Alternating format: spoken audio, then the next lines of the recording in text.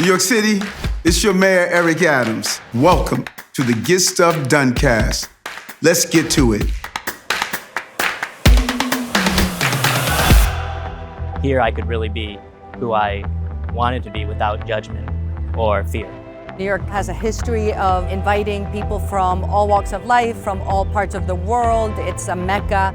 To work here at this administration and telling someone I check a bunch of boxes, but I also check invisible ones too, and coming out for the first time. Pride has always been bringing people together, and it's also a struggle and a continued protest. Around the country, we are seeing attacks on the transgender community, especially for people of color. We've had quite a bit of violence against the queer community over the last few years. Hustle and pushing through to survive. It's always in every New Yorker. It's part of what makes New York, New York. But I think especially that is really in the DNA of the queer community. What we want to make sure people know, especially young people, is that New York City has your back, and we are always going to be here for you. Those are the voices of present and past LGBTQ plus staff here at City Hall, along with business leaders talking about the central role this city has played in the LGBTQ plus story. This is the City of Stonewall, and I'm proud to be the mayor of a city that has been a beacon of the LGBTQ plus community for decades. You'll hear more from these voices later in the episode. But first, my conversation with the National LGBT Chamber of Commerce, New York's Executive Director, Kellie Parkin.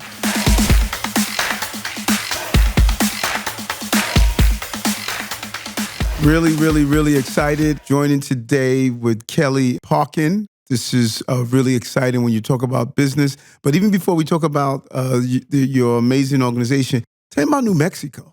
You got that beautiful piece. That's where we started. So that beautiful piece. And that blue is really indicative of New Mexico and the colors there. Mm-hmm. Thanks for having me here. I mean, well, a couple months ago, we gathered all of our LGBT affiliate chambers of commerce in New Mexico to have a couple days of leadership and learning from each other. And one of the members of the Out Business Alliance of New Mexico had this gorgeous necklace on. And I said, oh my gosh, I love your necklace. And she said, oh, thanks, kind of shy, and said, I made that. And I'm like, I need one. So she brought a tray the next day, and we bought all of her jewelry from her. Wow. So that was a good business connection. Right? You were doing your chamber stuff even in New Mexico. Yeah, absolutely. How long was the trip? It was just a few days. And did you bring chambers from across the country? Yeah, so the National LGBT Chamber of Commerce has over 75 affiliate chambers across the world. So about 50, I think it's about 54 of them in the country, and then the rest are throughout the world. So I am the executive director of the New York. We have a dual role. We're the New York LGBT Chamber of Commerce and also the headquarters for the National Chamber here in New York. I assume we're the largest? Not yet, but we will be. We should be. Let's just put it that way. We should be. Which chamber is the largest? As far as I understand it, is Seattle. Okay. So it's actually the state of Washington. Mm-hmm. They had an incredible leader, Louise Chernin, who I just love dearly. And she was running it for, I think, a couple decades and just retired. Okay. So you get some really strong leadership like that, and she did amazing things. And I've learned a lot from her, so I hope I can do some things here. And then, some friendly competition isn't a bad idea. Always good. Right? Good. So we will be the largest LGBT chamber. Was that the first? Was that the first chapter? There's actually, and talk about competition. There are a couple chapters or a couple affiliate chambers that like to say they're the first one. So I don't want to get in the middle of that. Right. Leave it alone. Yeah, I'm just going to leave that alone. Now, so what's the goal? Traditionally people think of the chambers, and I just feel like there's a level of uniqueness to the chamber. There is. Right. So what's the goal? And give me how it came about. Okay, well, so we've operated much like we are a chamber of commerce, right? Mm-hmm. We're the National Chamber is 20 years old. The New York affiliate or New York headquarters here, we're celebrating our 15th year. But we operate like any other chamber of commerce, where we're working with businesses of all sizes, and it's our job to provide resources to those business owners and businesses, whether it's education or networking opportunities, just all of the things that have to do with business growth, right? That's what we do. But because we're an LGBT chamber of commerce, we have this added focus of working specifically with LGBT-owned businesses. We can get them certified through the National Chamber, and then they can apply that certification to work with any of our, over 450 corporate partners that are looking to do business with.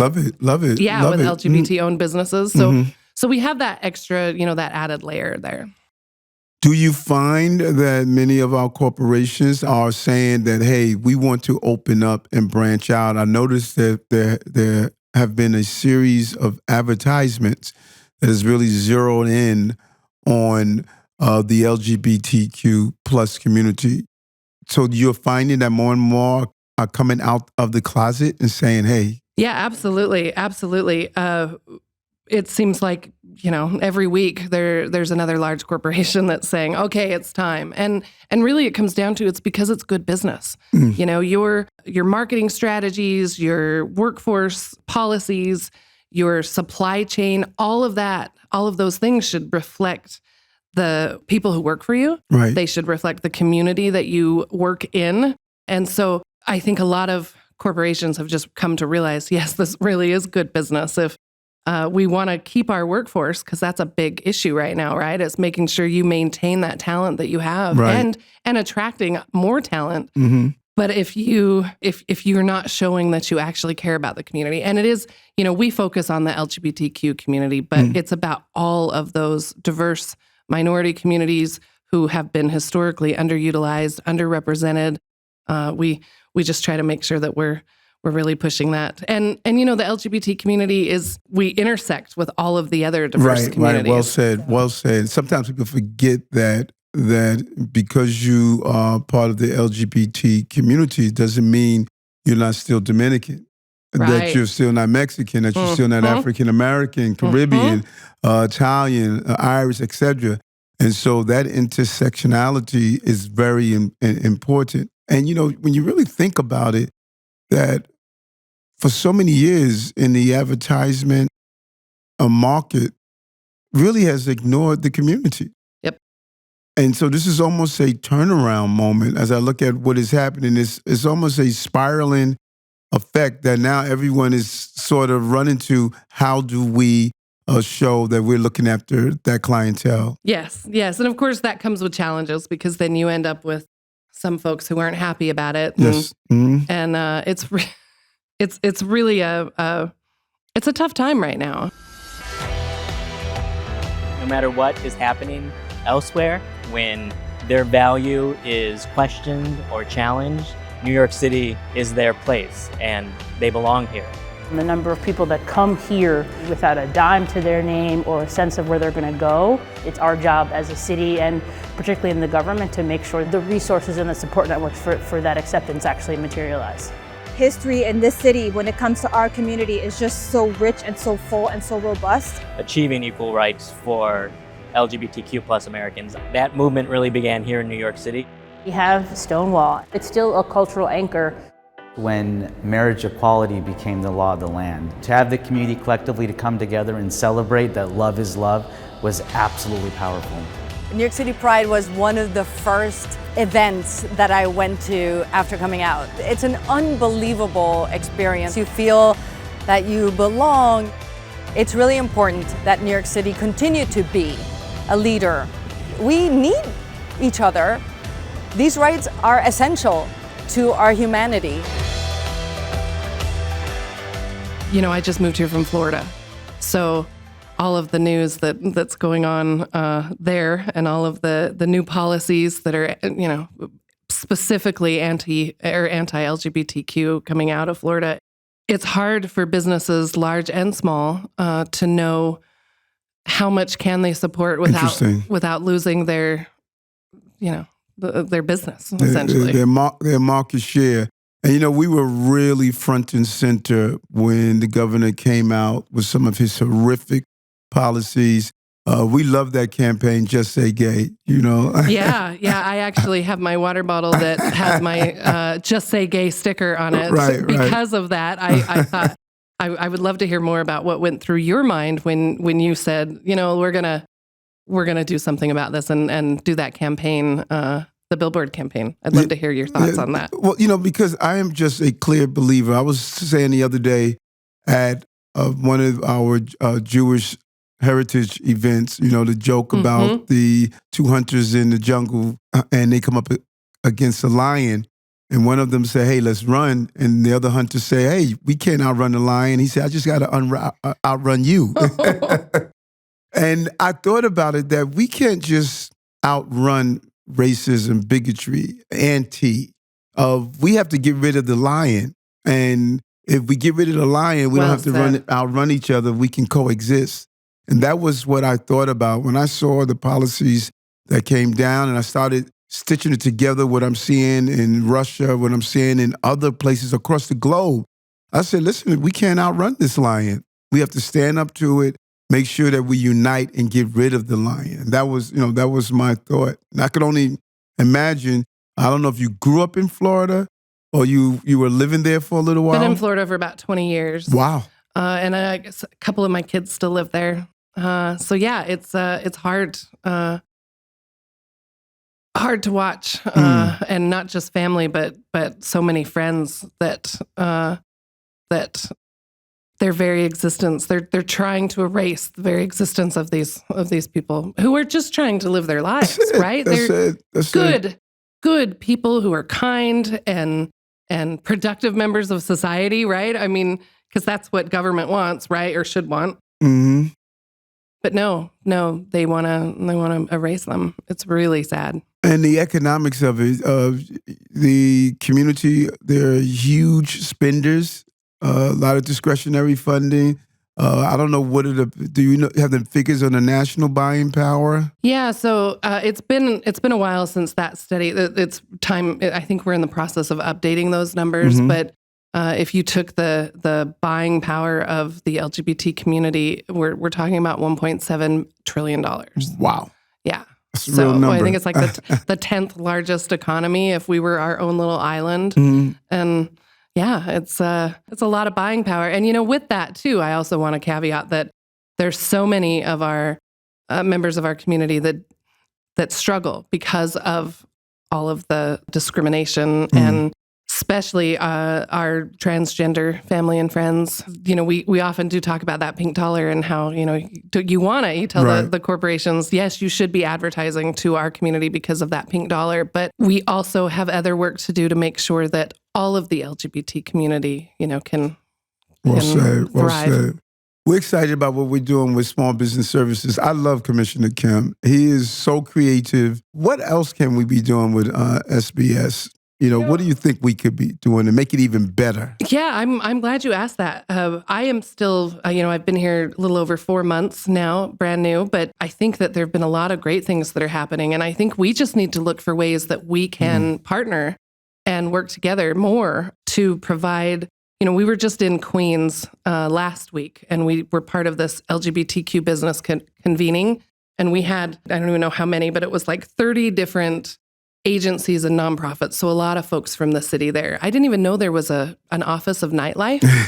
That is so great. Well, they call me the nightlife mayor. So I love it. So I think that we look at ways to partner with all of these different agencies that work with businesses, and we, bring that information to our members. It's been done in the past, and I think we just need to do more of that. And we want to make sure, Commissioner Kim wants to make sure that he is on the ground, and those partnerships with the chamber really goes a long way. And it's about communication. How do we communicate, and how do we make sure that we give you the resources, the city resources? I tell people all the time, cities are comprised of agencies. And if the agencies are humming, the city will hum. And if a business opens and Department of Buildings is not doing the right thing or making sure they get their permits, if the traffic is not making sure the signs in front of the shops are done correctly, and small business services. So it's all about utilizing those agencies that could impact the quality of those businesses. It is. And that's one of the benefits I tell all business owners, whether you want to be part of our Chamber of Commerce or you want to find another, that those business associations can be so powerful to have them, on your side to help. Because not everyone feels like they can just call the city up and say, hey, I have this issue.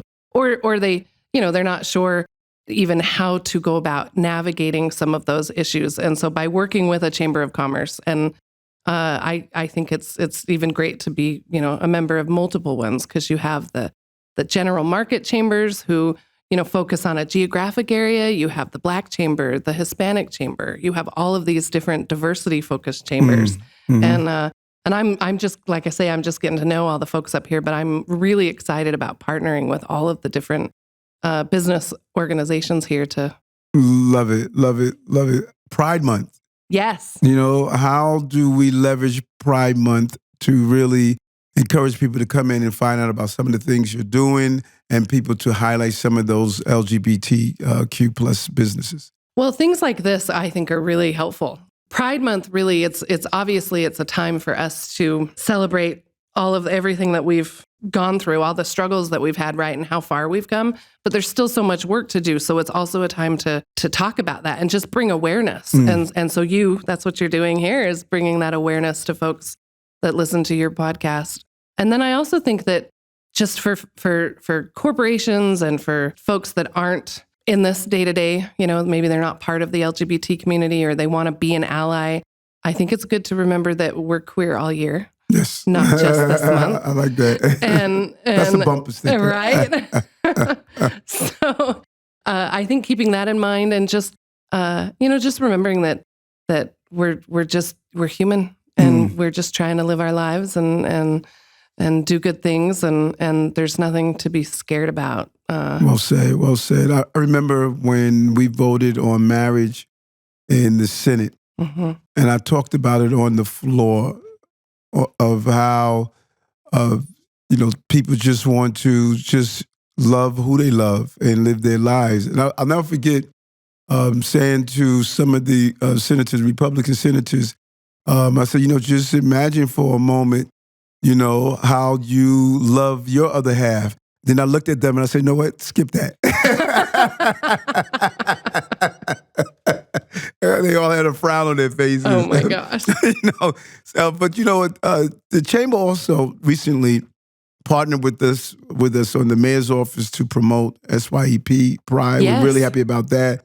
LGBTQ plus initiative with the Summer Youth Employment Program. Which that's like in its 60th year, right? Y'all have been doing that program for a long time. So we're really leaning on our youth and being creative in that. And we want to think of other ways to impact our youth and how the chamber can be part of the pipeline of feeding, the jobs in our city. We have 12,000 open jobs. Wow. 12,000. And you will see there's high unemployment throughout the city and really in the LGBTQ plus community. Yep. And so we would love for you the chamber to be part of hosting what we call hiring halls. We're bringing folks in, giving them job offers on the spot. But I think holding in a LGBTQ plus hiring hall. I love that. With the chamber would be a real win. Bringing them in, bring their resumes, and we're just looking to fill out jobs. That's how we diversify our workforce. It is. It absolutely is. That's a wonderful idea. I am on board. We'll make sure DCAS comes in and find out how to make it happen. So now what's the future for the chamber? What do you see? What are some of the exciting things that you see for the future? Wow. Well, so like I said, we're celebrating our 15th year here in New York. And I really want to make sure that we're focusing or that we're serving the entire state of New York, because that's what we're set up to do. And a lot of the focus has been just here in Manhattan. So that's really my goal. We did a virtual event with the Tompkins Chamber out of Ithaca, and we're going to be doing in-person things with them later in the year. And so I'm looking at ways. We were in Brooklyn last week and Queens, and I'm trying to get us branched out. So that really is a big focus of mine to provide, resources to all LGBTQ and not just queer-owned businesses, but also our ally businesses that really, we have a lot of folks that come to us and they say, my son is gay and I really want to support him.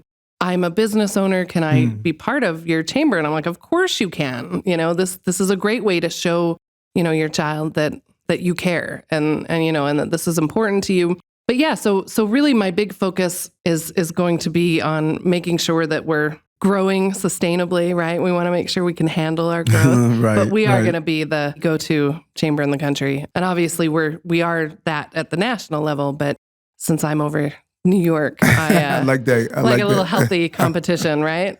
I think about what you were saying that when folks come to you and say their son, their daughter, or someone in their household is gay. I remember when I used to be a captain, a rookie captain, in the 6th precinct down by Christopher Street. And the park on the waterfront, I don't know if you've ever been there, but you need to go there. It's like it's the mecca for our young gay men and women. Okay. And I remember how we used to watch so many of the young people used to go there in the evening because when they came out, their families would, throw them out of the home, harass them, a lot of the mental health stress that went with it. And I used to go in the park and we'd sit down and talk all the time and show them the different resources that are available.